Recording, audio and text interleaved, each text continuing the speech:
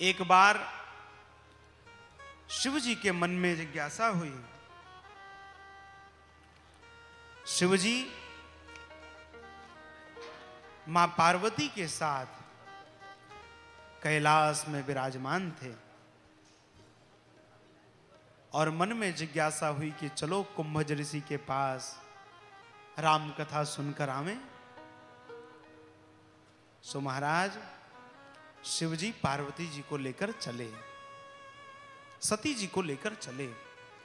गोस्वामी जी महाराज लिखते हैं, एक बार त्रेता जुग माही, एक बार त्रेता जुग माही, एक बार त्रेता जुग माही, एक बार त्रेता जुग माही, शंभो गए कुंभज ऋषि पाही, शंभु गए कुंभज ऋषि पाही, संग सती जग जननी भवानी, संग सती जग जननी भवानी, पूजे ऋषि अखिलेश्वरी जानी, पूजे ऋषि अखिलेश्वर जाने। श्री अगस्त्य जी के यहाँ भूत भावन शंकर और मां सती जी राम कथा सुनने के लिए गए। अब देखिए यहीं पर एक चमत्कार हो रहा है। जब कथा सुनने गए, सती जी के साथ शिव जी कथा सुनने के लिए विराजमान हुए।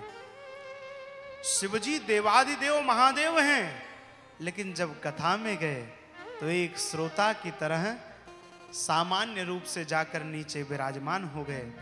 व्यासासन पर अगस्त्य जी विराजमान हैं।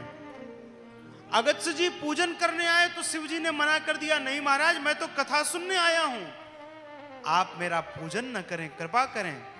और वही अगस्त्य जी जब सती जी की ओर बढ़े तो सती जी ने अपना पूजन करवा लिया। अब आप कल्पना करो कि आप कहीं कथा सुनने जाओ तो आप व्यास जी की पूजा करोगे कि व्यास जी आपकी पूजा करेंगे? अरे धर्म ये है कि श्रोता व्यास का पूजन करता है। शिव जी को बड़ी हंसी आई।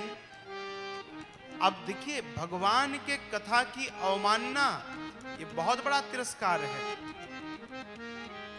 अब महाराज कथा पूरी सुनी।